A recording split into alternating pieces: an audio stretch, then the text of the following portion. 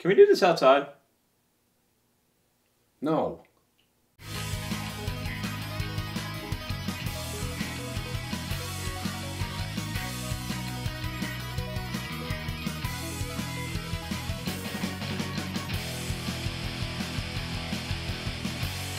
Hey, this is New Comics Fun Time, and we're going to talk about Batman today. So we picked up Legend of the Dark Knight, a really old, awesome comic book from 1992. It ran all the way into 2007, and we picked up the Prey arc because that features Hugo Strange. Hugo is the big bad villain from Batman Arkham City. Right now, it's a comic book that bridges Arkham Asylum and Arkham City together. We get to play Arkham City as a video game in October. So to get some good background on Hugo, we picked up the Prey series and we read through. So this Hugo Strange is basically big pimpin' in Gotham City. He wears fur coats and he hangs out with models and lingerie and everything. But he's kind of a genius, just like he's gonna be in Arkham City.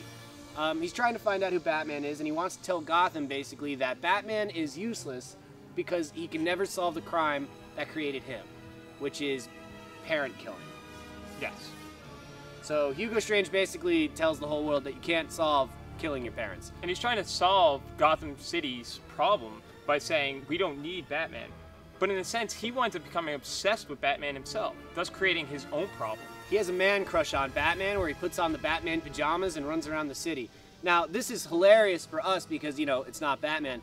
But it sucks butt for Batman because he's beating up cops, robbing people, just hitting the heads off of mannequins and crap like that. It kind of really sucks. He's put in a terrible situation. Also, something interesting about these comics is that whenever Batman's talking, it's this weird, cursive. Did you notice that? It's this weird, scripture. Yeah, the Declaration of Independence. Dark, a gray thing, and really fine writing that I have trouble reading. Along the lines of what Sean was saying, Hugo does set up Batman and put him in some really sticky situations. Ooh!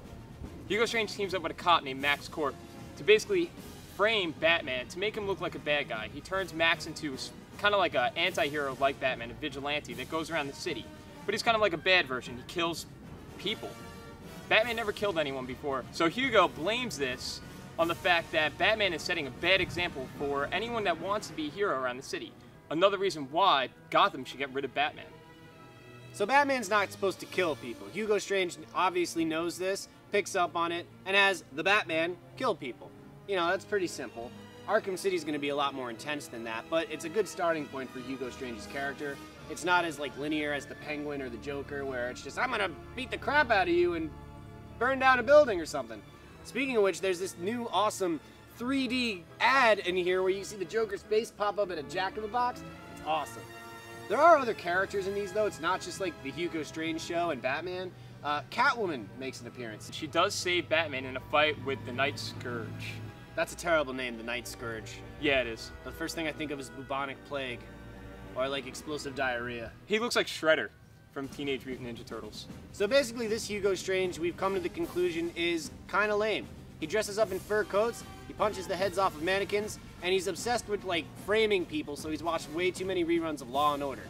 I'm hoping for a better one in Arkham City, but either way, this comic is a nice blast to the past. Nowhere else are you going to get 3D Joker ads and ads for this thing. I don't even know what that is. He reminds me a lot of Silence of the Lambs because, the villain of that dresses up like a woman. This guy just kind of dresses like Batman without lipstick. So there you have it, everybody. Gerald thinks that Hugo Strange is a transvestite from Silence of the Lambs. Well, I hope that we can, go in a forward direction with Batman Arkham City in October. Looking forward to it. No lipstick.